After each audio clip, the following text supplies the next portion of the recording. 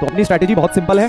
जो लोग सिर्फ मेंस के लिए तैयारी कर रहे हैं, जो लोग सिर्फ मेंस के लिए तैयारी कर रहे हैं, ओनली मेंस, कुछ लोग होंगे ना हमारे बीच में, ओनली मेंस सर हम तो बस कोर्स प्लस मेंस कर लें किसी तरह, वो भी बहुत बड़ा काम हो जाएगा हमारे लिए, रियलिस्टिकली बोल रहा हूँ। तो आपको सबसे पहले क्लास नोट्स डीपीपी, ठीक है, सबसे पहले क्लास नोट बढ़िया करके करने, एक एक क्वेश्चन अच्छी तरह होना चाहिए। ये नहीं क्लास अटेंड कर तो ली सर हो गया सर सीधे डीपीपी पे अटैक मार देता हूँ, वैसा मत करना। पहले एक एक क्वेश्चन क्लास नोट्स का बेटा, एक एक क्वेश्चन ना केयरफुली सेलेक्टेड होता है, ऐसे नहीं जो मन किया लेके उठा के करा दिया, आज ये मन कर रहा है करा दे, नहीं, एक एक क्वेश्चन सेलेक्टेड होता है, इंपॉर्टेंट उनके कॉन्सेप्ट होते हैं। तो आपको क्लास नोट से सारे क्वेश्चन आने चाहिए। हाँ, जो बहुत हल्का फुल्का सा लग रहा है, बहुत मैं कोई बोल के लिए तुम्हें दे रहा हूँ, वो चाहे मत भी लिखो नोट्स में, बट हाँ मेनली जो भी क्वेश्चन तुम्हें कॉन्सेप्चुअली अच्छा लग रहा है उन्हें नोट्स में जरूर लिखिए, ताकि आप रिवीजन भी उसका बार बार करें। उसके बाद आपको डीपीपी करनी है, डीपीपी तो करनी है, सारी डीपीपी करनी है, ऑल डीपीपी, ठीक है, बिल्कुल भी मक्कारी नहीं करनी है इसके अंदर। अगर आप इसमें मॉड्यूल भी कर पाए बहुत अच्छी बात है, मॉड्यूल भी कर ले बहुत अच्छी बात है, बट कम इसके बाद पीवाईक्यूज मेंस के आपको करने हैं, मेंस के पीवाईक्यू करने हैं कितने,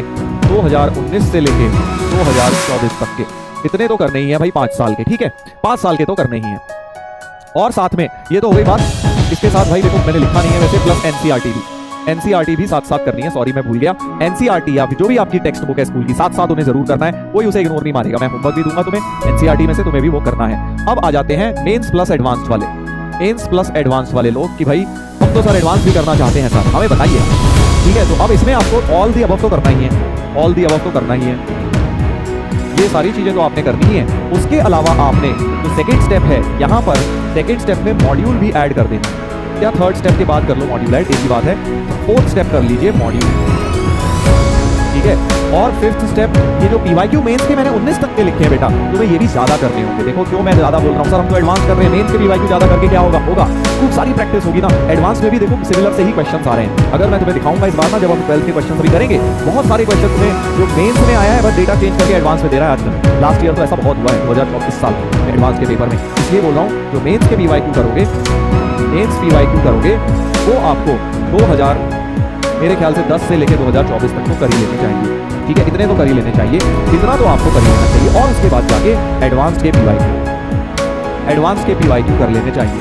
अब कुछ लोग यहाँ बोलते हैं सर मॉड्यूल नहीं है मेरे पास, क्या मैं मॉड्यूल की जगह से एंगेज कर लूँ, क्या XYZ बुक कर लूँ, कर लो बेटा, जो तुम्हारे पास है। मैं तुम्हें ये नहीं बोल रहा जबरदस्ती पैसा खर्च करके खरीदो, जो तुम्हारे पास है तुम यहाँ कर लो, बस एक्स्ट्रा प्रैक्टिस जरूर कर लीजिए, ठीक है, एक्स्ट्रा प्रैक्टिस जरूर। आपके पास हो सकता है RD शर्मा ऑब्जेक्टिव वाली हो, आप वो कर सकते हैं, आप यहाँ मॉड्यूल है वो कर लीजिए, कहीं कोई फ्री मिला हुआ है कोई मटेरियल, कोई कर लो, सब बढ़िया होते हैं, बस कर लो, ठीक है।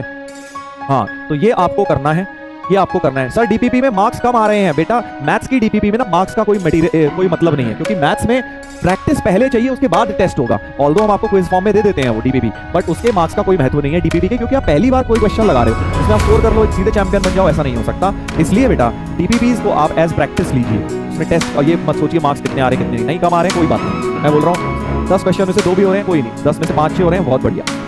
हाँ sir RD Sharma RS Agarwal कहाँ करें, हाँ एनसीईआरटी की जगह वो आप निपटा लीजिए। आपको लग रहा है नहीं RD करेंगे सर हम तो, एनसीईआरटी हमारे लिए हल्की है, तो RD शर्मा में से एक सवाल लगा लीजिए, यहाँ पर आप लगा सकते हैं वो, अगर आपके पास है तो, कोई जबरदस्ती नहीं है हमको खरीदने की।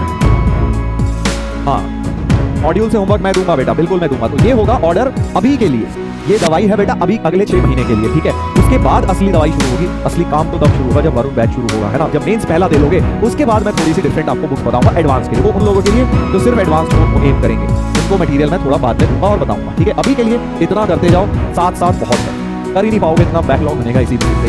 इतना भी अगर तुमने कर लिया, इतना अगर तुमने कर लिया तो एक बात पक्की है भाई, ये इतना जिसने कर लिया, ये काम जिसने कर लिया ढंग से, ये नहीं ऊपर ऊपर से कर लिया, ढंग से जिसने कर लिया, 99 परसेंटाइल तुम्हारी पक्की है मैथ्स में, मेंस में, बिल्कुल पक्की। और अगर इतना और इतना कर लिया तो भाई 99.5 से परसेंटाइल से ऊपर तुम्हारी मेंस में आ जाएगी, और एडवांस भी तुम्हारा क्लियर हो जाएगा अगर तुमने इतना काम कर लिया, ठीक है। देखो पढ़ाने से कुछ नहीं होता, तुम सोचते हो बस कि सर क्लास अटेंड कर ली हो जाए, वो तो शुरुआत है, तुम देख रहे हो, वो तो फर्स्ट स्टेप है, that is only the first step, बाकी स्टेप भी इंपॉर्टेंट है, सबसे ज्यादा इंपॉर्टेंट तो वही है, वो सब आपको करना है, ठीक है, ठीक है, ठीक है भाई। सर पीवाईक्यू कहाँ से करें, पीवाईक्यू की किताब भी आती है, अपना PW में आपने देखा है पिछले 5-6 साल के 20 साल के पीवाईक्यू सबकी किताबें अवेलेबल हैं, वो भी आप ले सकते हैं, आपके पास पूरा कोई भी है पीवाईक्यू तो सेम ही सवाल रहेंगे ना भाई, पीवाईक्यू थोड़ी चेंज हो जाएंगे, किसी भी बुक में लिखे होंगे सब सेम है। तो अगर आप पे ऑलरेडी कोई है वहाँ से कर लीजिए, नहीं तो आप PW की खरीद सकते हैं, वो भी आप कर सकते हैं, ठीक है। जी हाँ सर SL लोनी नहीं, SL लोनी का कोई यहाँ पे जगह नहीं है, ना ही काम है। ना होती है, तो इसकी कोई जरूरत नहीं है। बाकी जो भी इंटीग्रेशन वगैरह में इंपॉर्टेंट क्वेश्चन होंगे, बाकी मैं कुछ असाइनमेंट भी दूंगा तुम्हें साथ साथ, बैच के साथ में असाइनमेंट दूंगा। किसी चैप्टर में जहाँ मुझे लगेगा यार प्रैक्टिस की ज्यादा जरूरत है, वहाँ मैं असाइनमेंट भी दूंगा तुम्हें। जैसे लिमिट चैप्टर आएगा, वहाँ बहुत ज्यादा प्रैक्टिस लगती है ना, तो वहाँ पे असाइनमेंट भी देते रहेंगे साथ साथ। जी हाँ, चलिए, तो आई होप ये बात आपको समझ आ गई है कि आपने प्रैक्टिस किस तरह से अपना वर्क फ्लो मैनेज करना है। वर्क फ्लो सबसे पहले नोट्स क्लास के सबसे इंपॉर्टेंट, सबसे बोरिंग काम होता है घर जाके दोबारा नोट्स बनाने, एक एक क्वेश्चन दोबारा करना, बट इससे बहुत कुछ सीखोगे आप, बहुत कुछ सीखोगे, वो जरूर करिए। उसके बाद डीपीपी लगाइए, अपना स्कूल का एग्जाम जो भी किताब है उसमें से करिए, आरडी करनी है वो करिए, फिर मेंस के पीवाईक्यू जरूर लगाइए।